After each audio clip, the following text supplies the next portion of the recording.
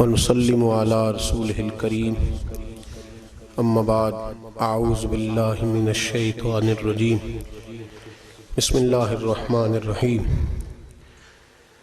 وَاعْبُدُوا اللَّهَ وَلَا تُشْرِكُوا بِهِ شَيْئًا وَبِالْوَالِدَيْنِ إِحْسَانًا وَبِذِي الْقُرْبَى وَالْيَتَامَى وَالْمَسَاكِينِ وَالْجَارِ ذِي الْقُرْبَى وَالْجَارِ الْجُنُبِ وَالصَّاحِبِ بِالْجَنبِ وَابْنِ السَّبِيلِ وَمَا مَلَكَتْ أَيْمَانُكُمْ إِنَّ اللَّهَ لَا يُحِبُّ مَنْ كَانَ مُخْتَالًا فَخُورًا صدق اللہ العظیم وصدق رسولہ النبی الکریم ان اللہ وملائکتہ یصلون علی النبی یا ایہا الذین آمنوا صلوا علیہ وسلموا تسلیما اللہم صلی علی سیدنا ومولانا محمد معدن الجود والکرم وآلہ وصحبہ وعطرتہ وبارک وسلم۔ تمام تعریف و توصیف حمد و ثنا اللہ تبارک و تعالیٰ کی ذات والا صفات کے لیے، اور ہر قسم کے درود و سلام نبی محترم شفیع محتشم آقا کل ختم رسول دانائے سبل احمد مجتبیٰ جناب حضرت محمد صلی اللہ تعالیٰ علیہ وسلم کی ذات والا صفات کے لیے حمد و صلوات کے بعد، عزیز دوستوں، بزرگوں اور بھائیوں، حقوق العباد اور حقوق اللہ دین کے دو شعبے ہیں، مسلمان کی دو ذمہ داریاں ہیں۔ حقوق اللہ سے مراد اللہ کے حقوق ہیں، نماز ہے، زکوٰۃ ہے، حج ہے۔ حقوق العباد سے مراد بندوں کے حقوق ہیں، ماں باپ کے، بہن بھائی کے، رشتہ دار کے، دوست احباب کے، بیوی کے، بچوں کے۔ پوری دنیا کے اندر لوگ ظاہر ہے انسان انسانوں سے مل کے رہتے ہیں، تو جہاں جہاں بھی کچھ سوسائٹیاں، معاشرے قائم ہیں، وہ لوگ یہ چاہتے ضرور ہیں کہ ہمارے معاشرے میں لوگ ایک دوسرے کا خیال رکھیں، لیکن کوئی مکمل دستور حیات، کوئی مکمل ان کے پاس ایسا نصب العین نہیں جس کی روشنی میں لوگ اپنے معاملات کو ترتیب دیں۔ اسلام ایسا خوبصورت اور حسین دین ہے، اللہ نے اس قدر اس کے اندر جاذبیت، حسن اور خوبصورتی رکھی ہے کہ اسلام اپنے ماننے والوں کو تمام حقوق کا مکمل چارٹر عطا فرماتا ہے۔ آپ کوئی سا بھی حق اسلام کے اندر تلاش کرنا چاہیں، حتیٰ کہ رستوں کے حقوق بھی میرے نبی پاک نے بیان فرمائے صلی اللہ تعالیٰ علیہ وسلم۔ حضور نے فرمایا ہر جگہ نماز پڑھ لو، تمہیں اجازت ہے، اللہ نے زمین کو پاک کر دیا ہے، لیکن جہاں سے لوگ گزرتے ہوں، ٹریفک گزرتی ہو، رستہ ہو، وہاں نماز نہ پڑھنا منع کر دیا۔ یہ رستے کا حق ہے جو تم نے ادا کرنا ہے۔ اس سڑک پہ نماز پڑھنے سے منع کر دیا گیا، اس پہ پھٹا رکھنے کا کیا حکم ہوگا؟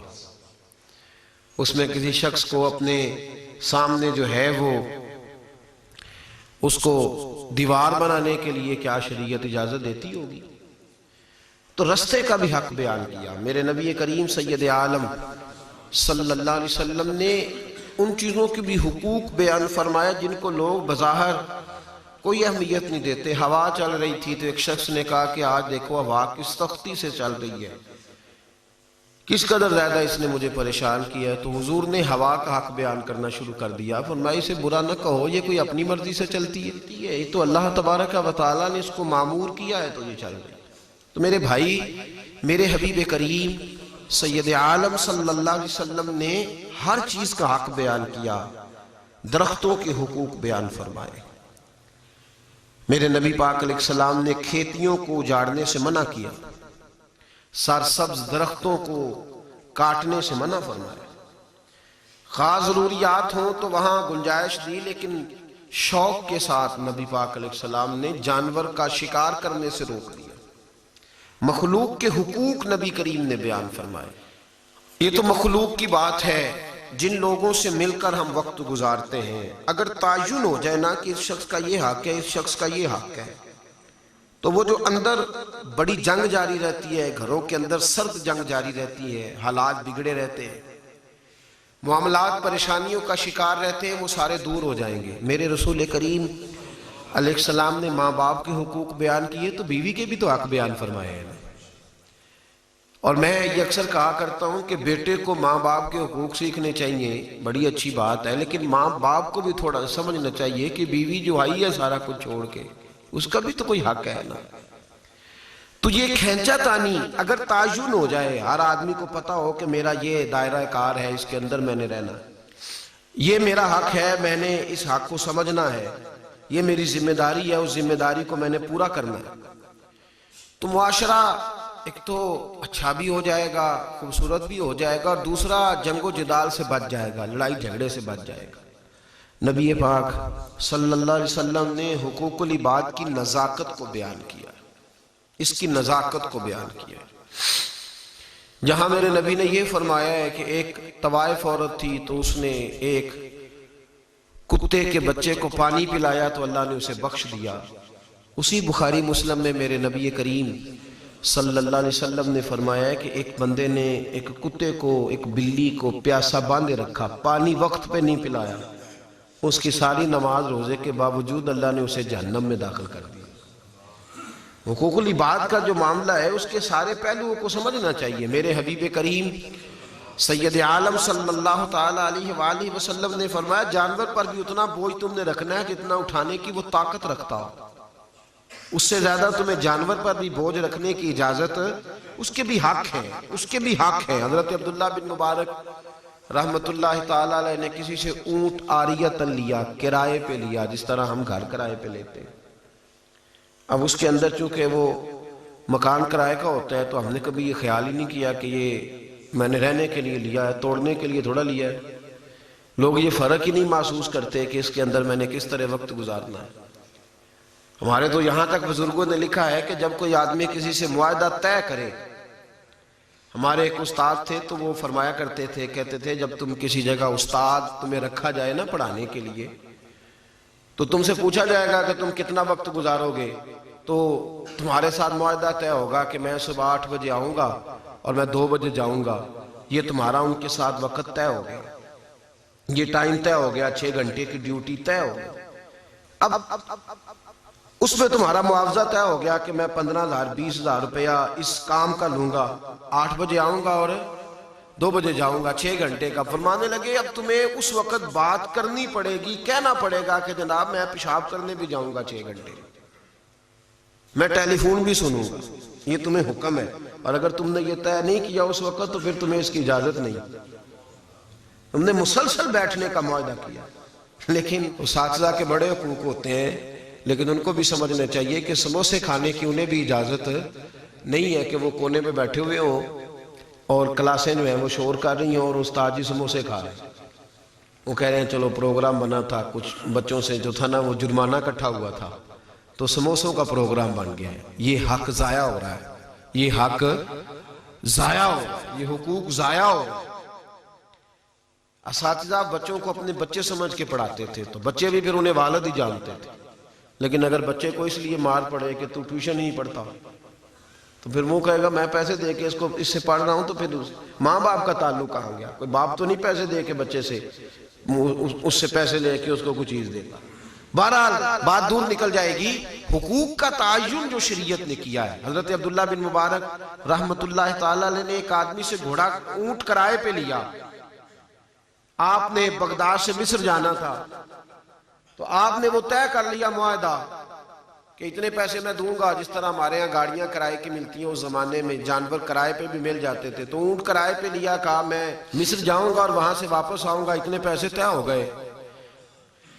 جب آپ جانے لگے تو ایک شخص نے آپ کو ایک خط دے دیا، فرمایا یہ میرا خط ہے تو یہ مصر میں فلاں آدمی کو دے دینا۔ آپ فرمانے لگے بھئی اس کے لیے تو مجھے اونٹ کے مالک سے دوبارہ پوچھنا پڑے گا،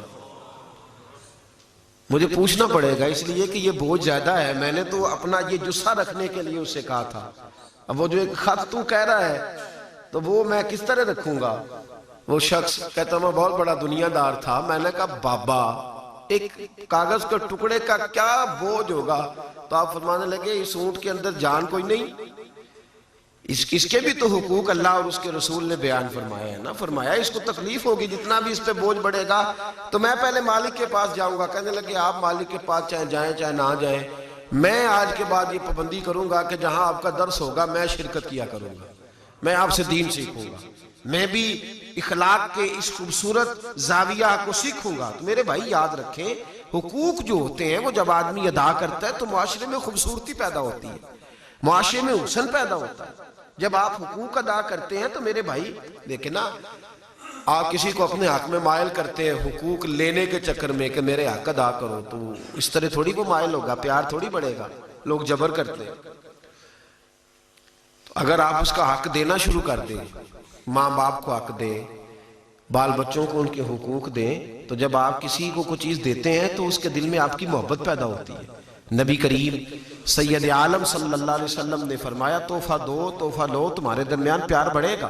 ہم حقوق لینے کے چکر میں ہیں، دینے کے نہیں، تو تکلیف ہوتی ہے، معاملات خراب ہوتے ہیں. حقوق ادا کرنے کی کوشش کریں، حقوق دینے کی کوشش کریں. ہمیں لوگ فرمائشیں کرتے ہیں. اگر کوئی بوڑھا شخص کسی جگہ ملاقات ہو جاتی ہے تو کہتے ہیں جناب میرا بیٹا جمعہ پڑھنے آتا ہے تو آپ اس طرح کریں کہ حقوق والدین بھی کچھ سنائیں. بلکہ کئی دفعہ شکوہ کرتے ہیں کہ انہیں چیر دا توڑ کو جمعہ پڑھ دا، انہیں بھی تمیز نہیں آئی کہ ابے نہ کہیں بولنا ہے. تو میں کہتا ہوں مطلب کتنی دیر ہو گئی ہے؟ کہتے ہیں جی 2 سال. تو میں نے کہا آپ کے پاس کتنی دیر رہا ہے؟ کہتے ہیں 28 سال. تو میں نے کہا جو 28 سال میں نہیں سیکھ سکا وہ 2 سال میں کیسے سیکھے گا؟ آپ کو بھی تو کچھ سکھانا چاہیے تھا نا. تو بچے اگر کبھی ملاقات ہو جائے تو بچے کہتے ہیں ابا جی جمعہ پڑھنے آتے ہیں، انہیں بتایا کریں کہ بچوں کے بھی کچھ حقوق ہوتے ہیں. بیویوں پیغام بھیجتی ہیں، کہتی ہیں فلاں فلاں حضرات جمعہ پڑھنے آتے ہیں تو آپ کوئی بات ان کو یہ بھی سمجھا دیں کہ بیوی کا بھی کوئی حق ہوتا ہے. تو خامند حضرات اکثر یہ کہتے ہیں کہ وہ جو حدیث ہے کہ خامند مجازی خدا ہے، یہ کسی طریقے سے گھول کے بیویوں کو پلائی نہیں جا سکتی کہ ان کے اندر تک اتر جائے بات اور یہ پکی ہو جائے اور یہ دور سے سلوٹ کیا کریں، اٹھ کے کھڑی ہو جایا کریں، پھول ہر وقت ہاتھ میں رہیں، یہ پوری جو ہے وہ تابعداری کریں. یہ کسی طریقے مطلب یہ کہ ہر آدمی اپنے حقوق کی بات کرتا ہے، اپنے حقوق کی، حقوق دینے کی بات ہر آدمی کہتا ہے فٹافٹ میرا حق بیان کر دو فٹافٹ. علماء کو شکوہ ہے کہ عوام قدر نہیں کرتی، عوام کو شکوہ ہے کہ علماء سلیقے سے ہمیں بات نہیں سمجھاتے. شکوہ ہی شکوہ ہے، شکایت ہی شکایت ہے. قرآن مجید نے جو ترتیب دی ہمیں، جو انداز قرآن نے ہمیں دیا، اس انداز کو آپ نے سمجھنا ہے. سورہ نساء کی آیت نمبر 36 ہے. آپ نے اس ترتیب کو سمجھنا. ذرا سمجھیں گے تو آپ کو اندازہ ہوگا کہ قرآن اینڈ کیا کرتا ہے حقوق العباد کا. کیا جزیہ قرآن ہمیں دیتا ہے، کیا کلیہ دیتا ہے جس کی روشنی میں حقوق ادا ہو سکیں گے. اللہ فرماتا ہے وَاعْبُدُوا اللَّهَ، اللہ کی عبادت کرو، وَلَا تُشْرِكُوا بِهِ شَيْئًا، اور رب کے سوا اس کے ساتھ کسی کو شریک نہ ٹھہرا. وَبِالْوَالِدَيْنِ احسانا، اور والدین کے ساتھ احسان والا معاملہ کرو. ایک ہوتا ہے نیکی کا بدلہ نیکی، ایک ہوتا ہے نیکی سے بڑھ کر نیکی، وہ احسان ہوتا ہے. فرمایا جتنی محبت سے انہوں نے تمہیں پالا ہے اس سے کہیں محبت کے ساتھ تم ان کی تابعداری کرو. وَبِالْوَالِدَيْنِ احسانا، ان کے ساتھ احسان کرو. وَبِذِي الْقُرْبَى، قریبی رشتہ داروں کے ساتھ نیکی کرو. وَالْيَتَامَى وَالْمَسَاكِينَ، مسکینوں اور یتیموں کے ساتھ نیکی کرو. پھر فرمایا وَالْجَارِ ذِي الْقُرْبَى وَالْجَارِ الْجُنُبِ، دور کے ساتھی، دور کے ہمسائے، قریب کے ہمسائے، ان سب کے ساتھ تم حسن سلوک کرو. ایک تمہارا قریب کا ہمسایہ جس کی دیوار برابر ہے، ایک 2 4 5 گھر چھوڑ کے اس کے ساتھ بھی حسن سلوک کرو. پھر فرمایا وَالصَّاحِبِ بِالْجَنبِ، اور وہ جو تمہارے کروٹ کے ساتھی ہیں، وہ جو تمہارے ساتھ وقت گزارتے ہیں. اس میں مفسرین کہتے ہیں بیوی سے لے کر کلیگ تک، ساتھ نماز پڑھنے والے نمازی تک سارے ہیں جو ساتھ رہتے ہیں، ان کے ساتھ اچھا سلوک کرو. پھر ارشاد فرمائے وابن السبیل، اور کوئی راہگیر، کوئی مسافر، کوئی مہمان آ جائے تو اس کے ساتھ بھی یہ حقوق العباد کا چارٹر بیان کیا. پھر فرمایا وما ملکت ایمانکم، اور وہ جو تمہاری ملک میں ہیں، وہ جو تمہارے غلام ہیں، تمہارے ملازم ہیں، تمہارے پاس کام کرنے والے، ان کے ساتھ بھی اچھا سلوک کرو. یہ ساری باتیں ارشاد فرمائیں. اب جزیہ بیان کیا، اب قرآن مجید نے دستور دیا، اب قرآن مجید نے ہمیں سمجھایا کہ حق کون ادا نہیں کرتا اور کون کر سکتا ہے. ارشاد فرمایا ان اللہ لا یحب من کان مختالا فخورا، فرمایا جو اترانے والا اور تکبر کرنے والا ہے وہ اللہ کو پسند نہیں. جو اترانے والا اور تکبر کرنے والا ہے وہ اللہ کو پسند. یعنی بات یہ سمجھائے کہ اگر تمہارے اندر تکبر ہے تو تم حقوق ادا کر سکتے نہیں، اور اگر عاجزی ہے تو تم سارے حقوق ادا کر لو گے. اگر تم اس چکر میں ہو نا میں ہوں، میری تابعداری ہونی چاہیے، میرے حق ادا ہونے چاہیے، اگر اس چکر میں ہو تو پھر کوئی بھی حق ادا ہو سکتا. اور اگر تم عاجزی میں ہو کہ میں بھول گیا، مجھ سے غلطی ہو گئی، مجھے کرنا چاہیے تھا، مجھے سیانے ہونا چاہیے، میں ہی بدل جاؤں گا، تو پھر حقوق ادا ہو جائیں گے. اگر عاجزی ہے تو حق ادا ہوگا، اور اگر عاجزی نہیں تو حقوق ادا ہو سکتے. یہ قرآن مجید نے ہمیں ایک دستور دے دیا. اگر چاہتے ہو حقوق ادا کرنا تو پھر اس کے لیے تمہیں عاجزی اختیار کرنی ہوگی، پھر اس کے لیے تمہیں اپنے لیول کو لو کرنا ہوگا، پھر تمہیں اس کے لیے سادگی اختیار کرنی ہوگی، تکبر سے باہر آنا ہوگا. اور اگر تمہارے اندر غرور ہے، اگر تمہارے اندر تکبر ہے، اگر تمہاری طبیعتوں کے اندر جو ہے وہ یہ بات بھری ہوئی ہے کہ میں سب سے اچھا ہوں، پھر تم کسی کا حق ادا کر سکتے؟ میرے رسول کریم سید عالم صلی اللہ علیہ وسلم نے اتنا نازک اس حق کو، حقوق العباد کے مسئلے کو رکھا کہ محبوب کریم علیہ السلام نے فرمایا قیامت کے دن جب اللہ کے بندے اللہ کی بارگاہ میں آہوزاری کریں گے، منت کریں گے، اے اللہ بھول گئے تھے معاف کر دے، اے اللہ ہم سے غلطی ہو گئی تھی معاف کر دے، تو میرے محبوب کریم صلی اللہ علیہ وسلم فرماتے ہیں رب کریم بندوں کو معاف کر دے گا، اور معاف کر کے فرمائے گا جاؤ میں نے اپنے حق معاف کیے، اب جن بندوں کے تم نے حق ضائع کیے ہیں ان سے معافی لے لو، میں تمہیں جنت میں داخل کر دیتا ہوں. بندوں سے معافی بولیے، لیکن معافی تو وہ مانگے گا نا جس میں عاجزی ہوگی. جو کہے گا جو میں تو جناب کدی غلطی کیتی نہیں. تو کئی لوگ آ کے کہتے ہیں جی پتہ نہیں کدی زندگی جی غلطی کیتی تھی نہیں، حالات کیوں خراب آ گئے انہیں. میں کہتا تسی ایڈے معصوم کیویں پیدا ہو گیا؟ یہ تو فرشتوں کے لیے اور نبیوں کے لیے کہ وہ غلطی نہیں کرتے. تو آپ نے یہ کس طرح فکر نہیں کدی کیتی تھی نہیں، لیکن پتہ نہیں ایسے کیسے ہو گیا. تو میں کہتا ہوں ہم تو بھائی روز درجنوں کرتے ہیں، وہ نسخہ آپ بھی بتا دے جس سے ہوتی نہیں غلطی. عجیب معاملہ ہے، لوگ اپنے معاملے میں جو فتویٰ دیتے ہیں تو صفائی کا، اور باقیوں کے معاملے میں جب بات کرتے ہیں تو سختی کی. میرے محبوب کریم سید عالم صلی اللہ علیہ وسلم نے جو ہمیں لب و لہجہ دیا سنیے. حضور نے فرمایا شہید کا پہلا قطرہ زمین پہ گرتا ہے تو اللہ فرماتا ہے دروازے کھول دو جنت کے سارے، میں نے اس کے گناہ معاف کر دیے ہیں. لیکن نبی پاک فرمایا اتنی دیر تک وہ بھی جنت میں نہیں جائے گا جب تک وہ لوگوں کے جو حق ضائع کیے ہیں وہ معاف نہیں کرا لیتا. قرضہ اس کو بھی معاف، حقوق العباد اس کے لیے بھی معافی. یہ کس قسم کی ولایت ہے کہ آدمی کہے میں عالم فاضل شیخ صوفی سب سے اچھا میں ہی ہوں، اور اس کا لب و لہجہ بھی میٹھا نہ ہو، اسے کسی سے بات کرنے کا طریقہ بھی نہ آتا ہو، اس کو یہ پتہ ہی نہ ہو کہ انسانوں کے کس قدر زیادہ حقوق ہوتے ہیں. ہم یہ سکھاتے ہی نہیں، سمجھاتے ہی نہیں اپنے بچوں کو کہ بھئی نماز روزہ حج زکوٰۃ یہ حقوق اللہ ہیں، ان کی کمی معاف ہے. لیکن اگر بندوں کے حق میں کوئی کمی رہ گئی تو وہ اللہ معاف. حقوق العباد والا میں نے پہلے کہہ دیا کہ عاجزی کی نعمت ہے. اگر آپ عاجزی بن آپ کے اندر آ جائے پھر سارے حق ادا ہوں گے. اگر آپ اپنی اولاد کو اپنے بچوں کو عاجزی سکھانے میں، بہت سارے گھرانے کہتے ہیں ہم نے بچے لاڈ سے رکھے ہوئے، پیار سے پالے ہوئے. وہ اصل لاڈ کا مطلب ہوتا ہے کہ تکبر کر دیا ان کے اندر. وہ لاڈ نہیں، وہ غرور ہے. انہیں سکھا دیا جاتا ہے کہ صرف تم ہو، تمہارے سوا اور کوئی، تمہارے علاوہ کوئی شے نہیں. وہ لاڈ نہیں ہوتا. خدا مجھے ایسی خدائی نہ دے کہ اپنے سوا کچھ دکھائی نہ دے. تو قرآن نے کہا جو متکبر ہوگا وہ کبھی بھی حقوق العباد ادا کر سکتا. حقوق العباد وہ ادا کرے گا جس کے اندر عاجزی ہے، جس کے اندر انکساری ہے. آج لوگ روز حق ضائع کرتے ہیں، روز حقوق ضائع ہوتے ہیں. دیکھیے نا 2 حصے بیٹے کے اور 1 حصہ نہیں پتہ اس مسئلے کا. بیٹی کا کتنا حصہ ہے؟ بیٹے کے کہنے نے کڑی دی شادی بھی تو کی تھی، جہیز بھی تو دیتا ہے تو فارغ ہو گئی. اور یہ صرف ذمہ دار کے لیے نہیں، ذمہ دار تو خیر موج والے لوگ ہیں، اللہ خیر کرے. انہوں نے تو بڑی سکیمیں رکھی ہوتی ہیں، کوئی نہ کوئی داد اپا لگا ہی لیتے ہیں. انہوں نے تو کوئی نہ کوئی کاغذوں کی مارنا، اللہ ماشاءاللہ سب کی بات نہیں کرتا، انہوں نے کوئی نہ کوئی طریقے رکھے ہوتے ہیں. میں سنتا رہتا ہوں، میرے پاس آتے رہتے ہیں لوگ مسئلے پوچھنے، انہوں نے تو کوئی نہ کوئی چکر رکھا ہوتا ہے. ایک بچی مجھے آگے کہنے لگی میرے ابا جی کہتے ہیں خامن کہتا ہے حصہ لے کے آؤ، ادھر سے بھی مجبوری ہے. ابا جی کہتے ہیں جی حصہ لینا ہی تو میرا منہ نہ ویکھی مرے گا. تو میں کیا بھن تو نہ ویکھی کوئی ضروری ہے ظالم دا منہ ویکھنا؟ نہ ویکھی تو چھڈ پرا تو حصہ لے، کوئی ضرورت نہیں. ہاں ہاں سچی بات کر رہا ہوں، نہ دیکھے منہ، نہ دکھائے ابا. جو ابا ظالم ہے اس کا منہ دیکھنے کی ضرورت کیا ہے؟ جب رسول کریم سید عالم صلی اللہ علیہ وسلم نے حق رکھا ہے، جب اللہ نے حق رکھا ہے، تو یہ کون ہوتا ہے کہنے والا کہ میں نہیں دیتا، تم مرے کا منہ نہ دیکھنا؟ تو نہ دکھائے منہ. ایسا منہ دیکھنا چاہیے بھی نہیں جو ظالم کا، جابر کا، اعلانیہ فسق کرنے والے کا منہ ہو. میرے نبی کریم علیہ السلام نے حق رکھا ہے. کون بیٹی کو حق؟ اور یہ بھی یاد رکھیں، اس میں صرف ذمہ دار کی بات نہیں کہ 2 مربے کا مالک تھا تو بیٹی کو حق نہیں دیا. جس کی جمع پونجی 25,000 روپے ہے، 2 بیٹے اور 1 بیٹی ہے، 5,000 اس کی بیٹی کا بھی بنتا ہے.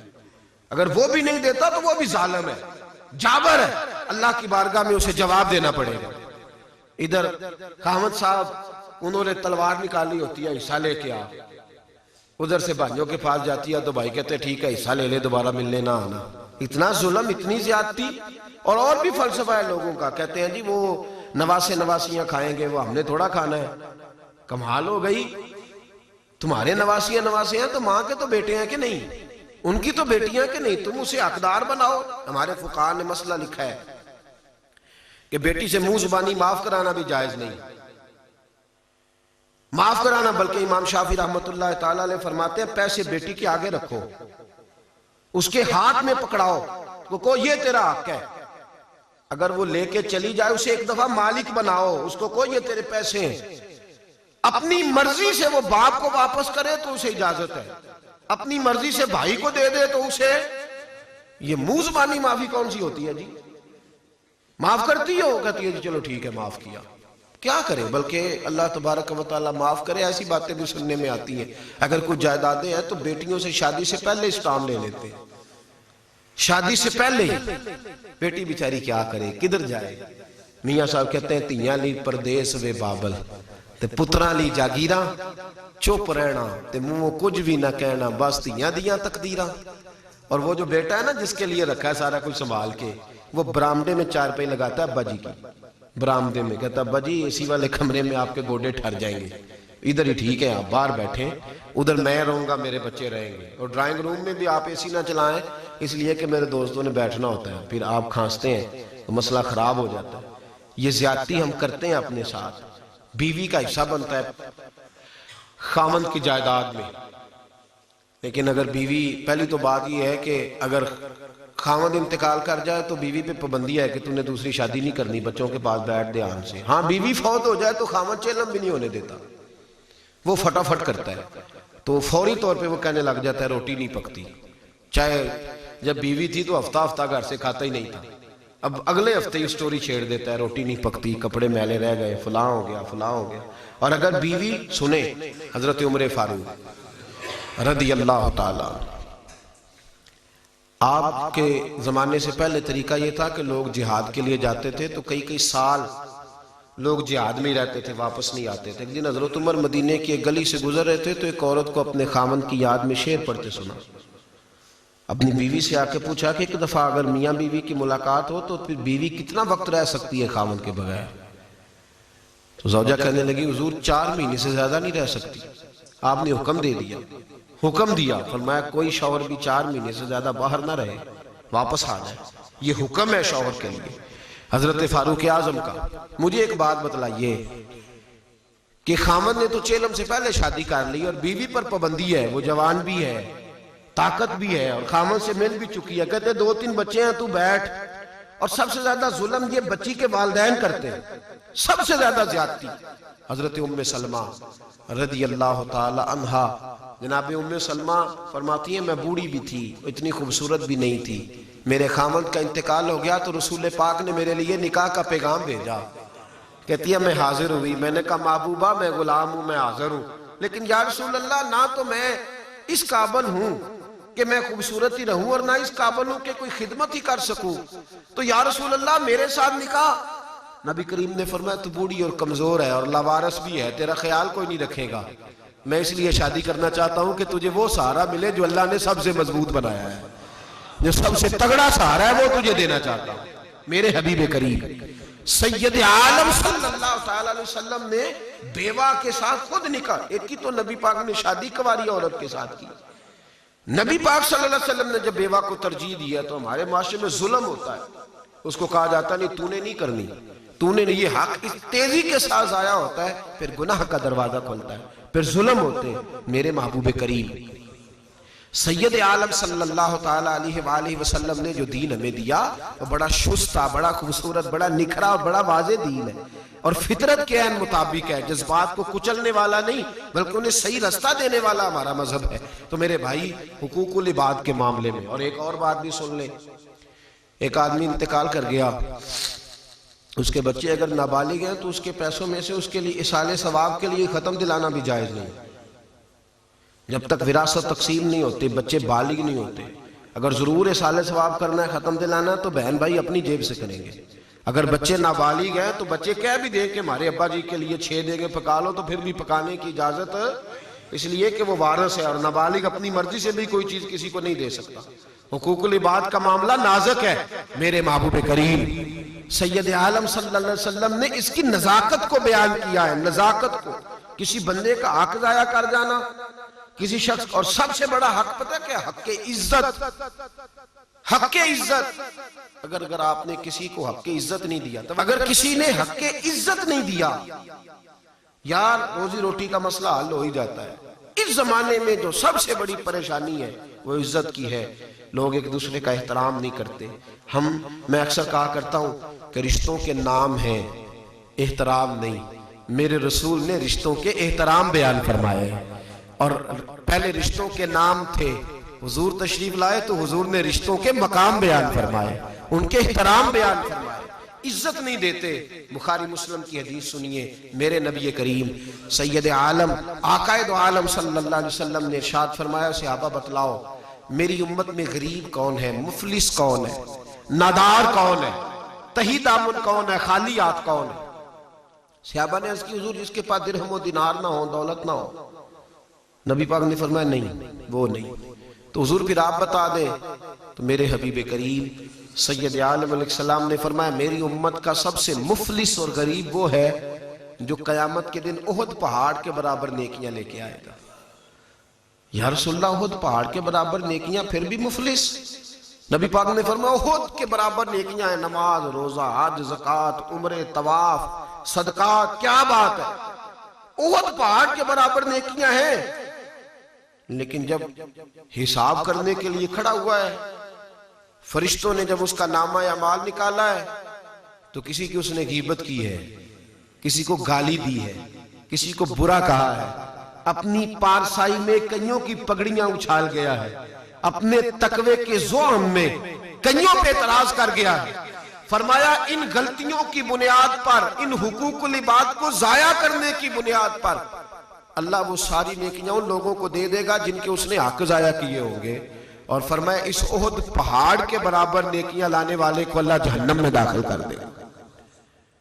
ہمارا لب و لہجہ، ہمارا انداز، اچھا ہم سمارٹ بنتے ہیں بات کر کے، کہتے ہیں میں نے بات نہیں کرنے دی۔ او خدا کے بندے، یہ دانشور کا طریقہ نہیں۔ دانشور سمجھدار آدمی تو وہ ہوتا ہے جو زیرک ہوتا ہے، جو معاملہ فہم ہوتا ہے، جو تولتا ہے بات کرنے سے پہلے۔ میرے نبی پاک سید عالم صلی اللہ علیہ وسلم نے جو فرمایا تھا نا کہ دنیا میں سب سے خوبصورت ماں باپ وہ ہے جو اپنی اولاد کو اچھے ادب کا تحفہ دیتے ہیں۔ کون سا تحفہ؟ بول کے بتائیے۔ اچھے ادب کا نہیں جی، اچھے ادب سے مراد یہی نہ ہو جائے کہ وہ کہے اچھی گاڑی پہ بیٹھنا ادب ہے۔ اچھا ادب، اچھا ادب، خلوص والا۔ میرے بھائی یاد رکھیں، حقوق العباد کا معاملہ نازک ہے۔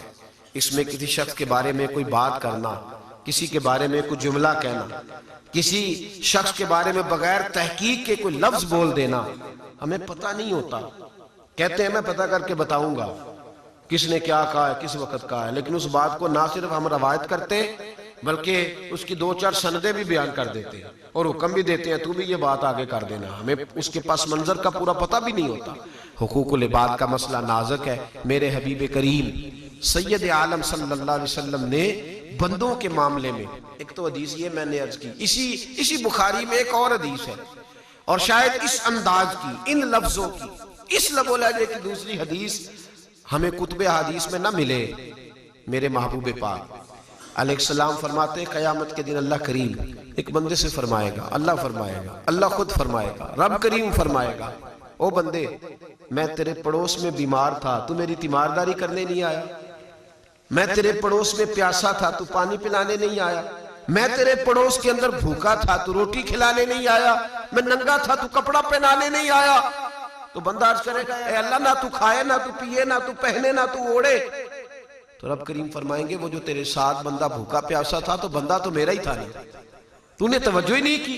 ایک طرف فرمایا احد پہاڑ کے برابر نیکیاں ضائع ہو گئی، اور دوسری طرف اتنا بڑا جملہ رب فرمائے گا اگر تو اس کو پلاتا تو یوں سمجھتا تو نے اپنی رب کی بارگاہ میں یہ نیکی کی ہے، تو سمجھتا کہ تو نے اللہ کے حضور یہ نظر پیش کی ہے۔ میرے بھائیوں، میرے نبی کریم علیہ السلام حقوق کی باریکی کو بیان کرتے۔ آج لوگوں نے نماز پڑھنے کا نام نیکی رکھ دیا ہے، روزہ رکھنے کا نام نیکی رکھ دیا ہے، حالانکہ نیکی تو گناہ سے بچنے کو کہتے ہیں۔ حالانکہ نیک تو وہ ہوتا ہے جو حقوق العباد کے معاملے میں بھی پورے تقوی طہارت کا پابند ہو۔ دیکھیے نا حبیب کریم سید عالم علیہ السلام کی بارگاہ میں صحابی نے آ کے عرض کی حضور میں جہاد پہ جانا چاہتا ہوں، تو حضور نے فرمایا تیری اماں زندہ ہے؟ حضور زندہ ہے۔ فرمایا جا کے گھر اس کی خدمت کر، اللہ تجھے میدان میں لڑنے والے مجاہد کا ثواب گھر بیٹھے ہی عطا فرما دے گا۔ اس کی نوکری تو کر، اس کا حق تو ادا کر، اس کی طرف دیکھ تو صحیح۔ حضرت سلمان فارسی رضی اللہ تعالیٰ عنہ ارشاد فرماتے ہیں کہ ایک صحابی کے بارے میں حضور کی بارگاہ میں عرض کیا گیا کہ یا رسول اللہ یہ ساری رات نماز پڑھتے ہیں، سارا دن روزہ رکھتے ہیں، حضور یہ ہر وقت تقویٰ طہارت میں رہتے ہیں، بڑے نیک ہیں، کیا بات ہے ان کی نیکی کی؟ نبی کریم نے بلایا، حضور نے فرمایا تو زیادہ اللہ سے ڈرتا ہے یا میں زیادہ ڈرتا ہوں؟ عرض کی حضور آپ ہی زیادہ ڈرتے ہیں۔ تو فرمایا تو ساری رات نماز پڑھتا ہے حالانکہ میں کچھ دیر آرام بھی کرتا ہوں، تو سارا دن روزہ رکھتا ہے حالانکہ میں ایک دن چھوڑ کے ایک دن روزہ رکھتا ہوں۔ صحابی کہتے ہیں میری آنکھیں کھل گئی، حضور کیا فرما رہے؟ تو نبی پاک نے فرمایا تیرے وجود کا بھی تیرے اوپر حق ہے، تیری آنکھ نے بند ہونا ہے، نیند آنی ہے، یہ بھی تیرے اوپر تیری آنکھ کا حق ہے۔ اور فرمایا تیرے گھر میں جو بیوی رہتی ہے اس کا بھی تیرے اوپر حق ہے، تیرے وجود کا بھی تیرے اوپر حق ہے، حقوق العباد کو بھی سمجھ، اس پر بھی غور کر۔ نبی رحمت سید عالم صلی اللہ علیہ وسلم نے ہمیں ان حقوق کی بابت بھی ارشاد فرمایا۔ حضور نے فرمایا خاوند اگر رزق حلال کما کے اپنی بیوی کے منہ میں لقمہ ڈالے گا تو اللہ اسے کامل صدقے کا ثواب عطا فرمائے گا، اگر اپنے بچوں کے منہ میں وہ روٹی ڈالے گا تو اللہ کامل صدقے کا ثواب عطا فرمائے گا۔ تو میرے بھائی یاد رکھیں یہ سارا چارٹر ہمیں نبی حضرت عبداللہ ابن عباس حضور کے چچا زاد بھائی ہیں، مسجد میں اعتکاف بیٹھے تھے، ایک شخص آ گیا آپ کے پیچھے بیٹھ گیا، فرمایا کیسے آئے ہو؟ اس نے کہا حضور ایک شخص کا مجھ پر قرض آتا ہے اور وہ مجھے گنجائش دینے کو تیار نہیں، میں مجبور ہوں، آپ کی بڑی عزت کرتا ہے، اگر آپ میرے ساتھ چلے تو میرا کام ہو سکتا ہے، لیکن آپ کو میں کہہ نہیں سکتا اس لیے کہ آپ اعتکاف بیٹھے ہوئے ہیں۔ یا عبداللہ ابن عباس آج اگر میں نے اس کے پیسے نہ دیے تو پتہ نہیں میرے ساتھ کیا کرے گا۔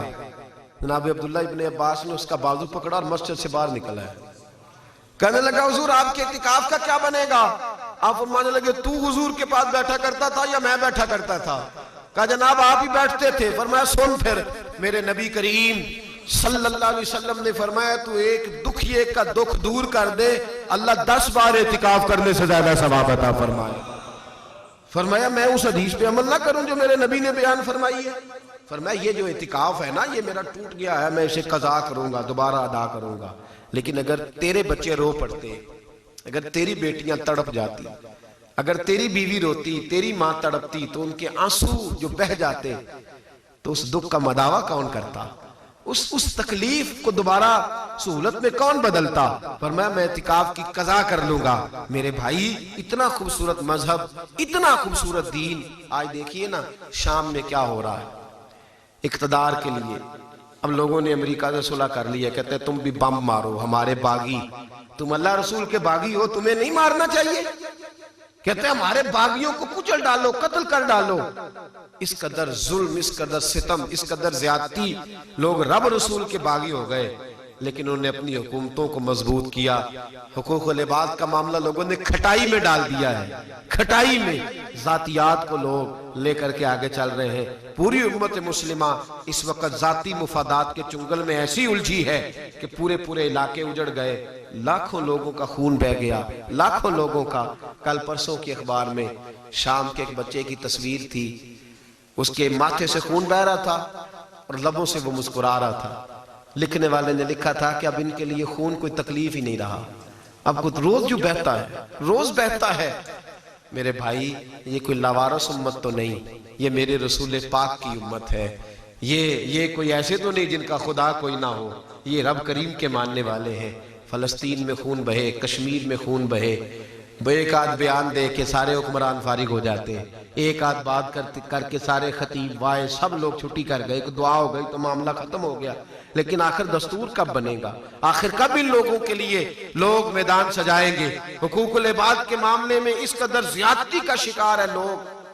سینکڑوں لوگ لیبیا میں ظالموں کی قید میں ہیں, حکومتوں کی جنگ میں ظالموں کی قید میں. ان کا اپنے گھروں سے رابطہ بھی ٹوٹا ہوا ہے.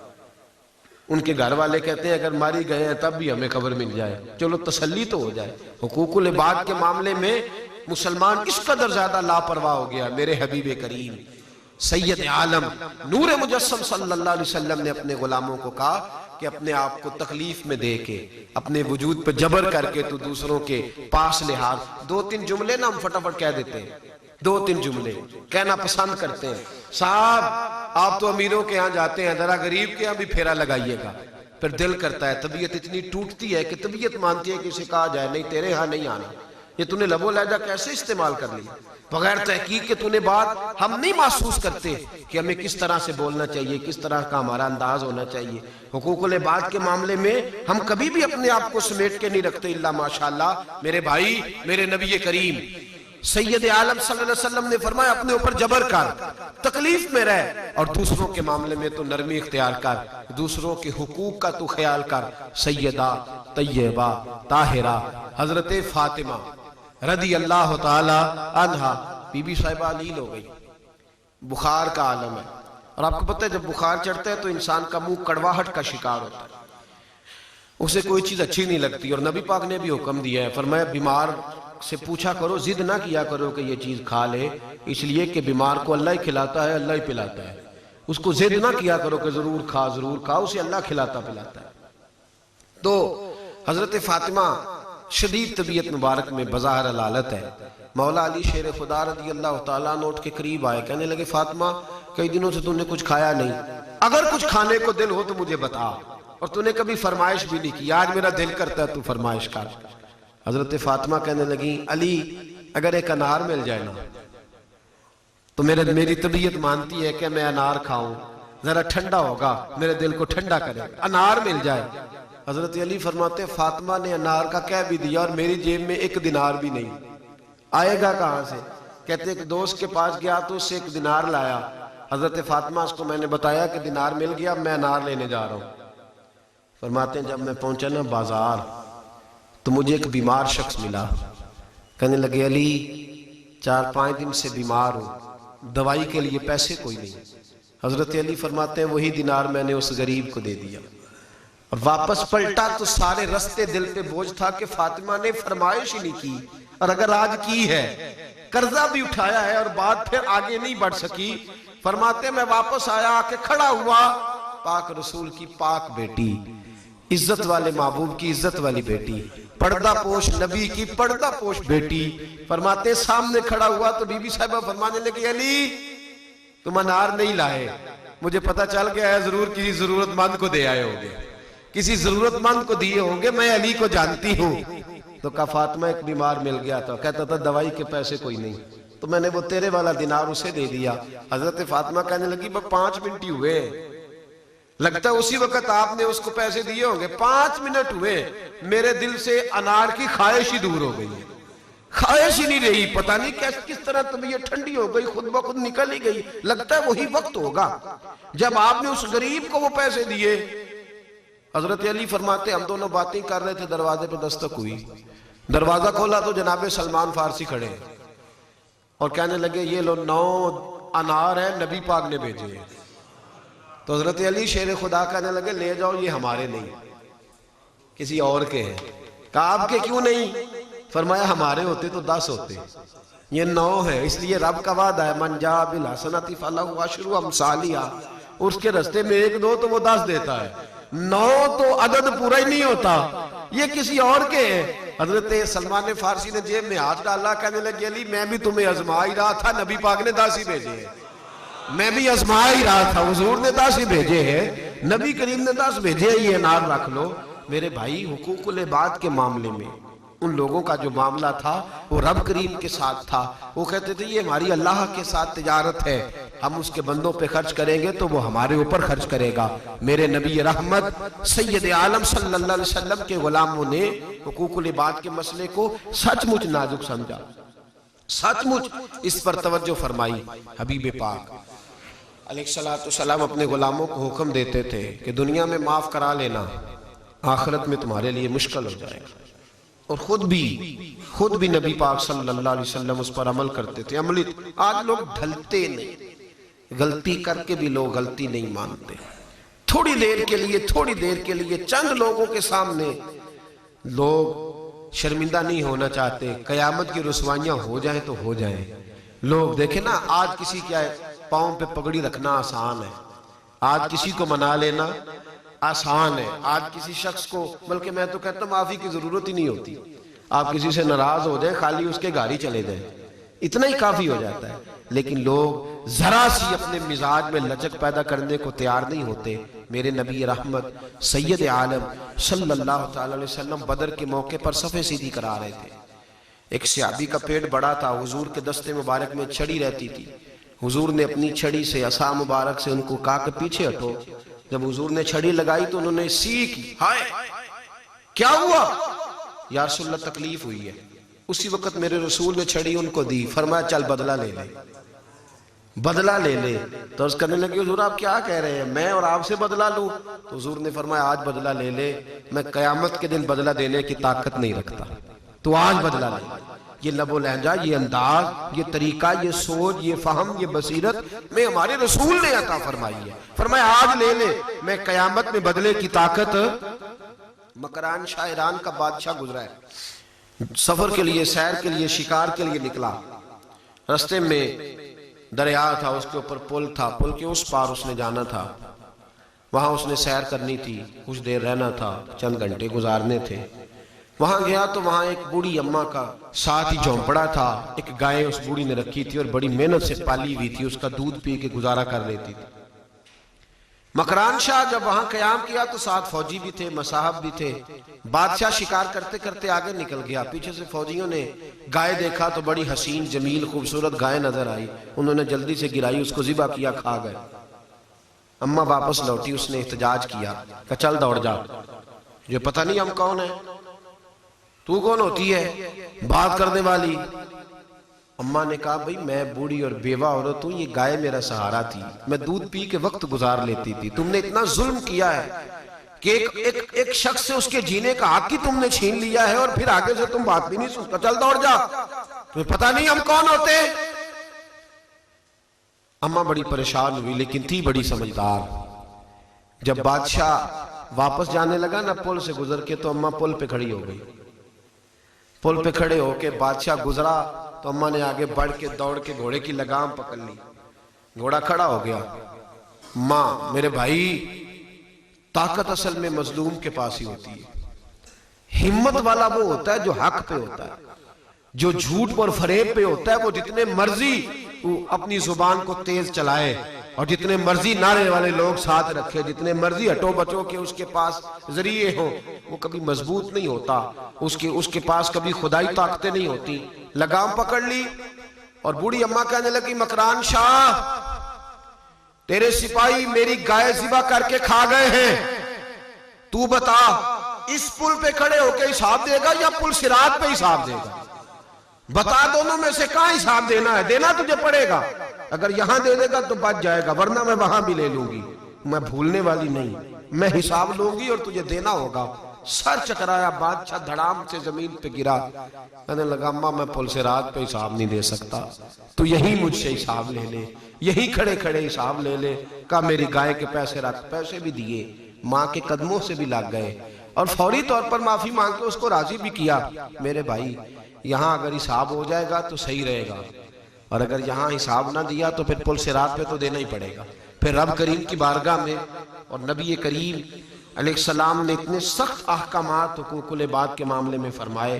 حضور نے فرمایا اگر کسی ذمی کافر پر میرے مسلمان نے ظلم کیا، وہ کافر تھا، ذمی تھا، مسلمانوں کے علاقے میں رہتا تھا، اس پر اگر کسی مسلمان نے بھی زیادتی کی تو فرمایا جب ان دونوں کا مقدمہ اللہ کی بارگاہ میں کھڑا ہوگا تو میں اپنا کلمہ پڑھنے والے امتی کا ساتھ نہیں دوں گا، میں اس ذمی کافر کا ساتھ دوں گا، اور میں اللہ کی بارگاہ میں عرض کروں گا یا اللہ اس نے ظلم کیا تھا، اسے سزا دے۔ بھئی ہمارا سارا دار و مدار تو رسول پاک کی شفاعت پہ ہے نا، نبی کریم کی سفارش پہ دار و مدار ہے۔ تو حضور بھی فرما رہے ہیں کہ میں ظالم کی سفارش ہے، میں جابر ظالم کی سفارش اللہ کی بارگاہ میں، اس کا مطلب ہے باقی اور گناہ ہوں گے تو حضور سفارش کر دیں گے، لیکن اگر ظلم کیا، بندوں کو لتاڑا، ان پر زیادتی کی، تو میرے محبوب فرماتے ہیں میں تمہاری سفارش بھی نہیں کروں گا۔ یاد رکھیں حقوق العباد کے معاملے، میں نے شروع میں کہا کہ قرآن مجید کہتا ہے تکبر سے بچیں، تکبر ہوگا تو حق ادا نہیں ہوگی، تکبر والا صرف حقوق مانگے گا، دے نہیں سکے گا، جو عاجزی والا ہوگا نا، عاجزی والا، وہ سب کے حقوق ادا کرے گا۔ میرے حبیب کریم علیہ السلام نے دنیا سے جاتے وقت ظاہری پردہ کرتے وقت بھی اعلان کیا تھا میں جا رہا ہوں، کسی کا حق آتا ہو تو وصول کر سکتا ہے، کسی کا حق آتا ہو تو وصول کر سکتا ہے۔ میرے بھائی جب ہم روزمرہ کے معاملات میں وقت گزارتے ہیں تو قرآن ہمیں حکم دیتا ہے کہ بال بچوں کے ساتھ، رشتہ داروں کے ساتھ، ماں باپ کے ساتھ پہلو عاجزی والا اختیار کریں، انکساری والا اختیار۔ ہاں غلط بات نہ مانے، حضور نے فرمایا تمہارا گھر میں ڈنڈا بھی لٹکنا چاہیے، جہاں سختی کی حاجت ہو وہاں سختی کرنا حکم ہے شریعت اسلامیہ کا، لیکن اگر حقوق ادا کرنے ہیں تو اس کے لیے نرمی پیدا کرنی ہوگی، اس کے لیے ہمیں اپنی طبیعتوں کے اندر خلوص پیدا کرنا ہوگا، اس کے لیے تھوڑا سا اپنے لیول کو نیچے لانا ہوگا، عاجزی پیدا۔ جب یہ عاجزی پیدا ہو جائے گی پھر سب کے لیے اچھے ہو جائیں گے، سب کے لیے بھلے ہو جائیں گے۔ رب کریم سمجھنے کی توفیق عطا فرمائے۔ آخر دعوانا الحمدللہ۔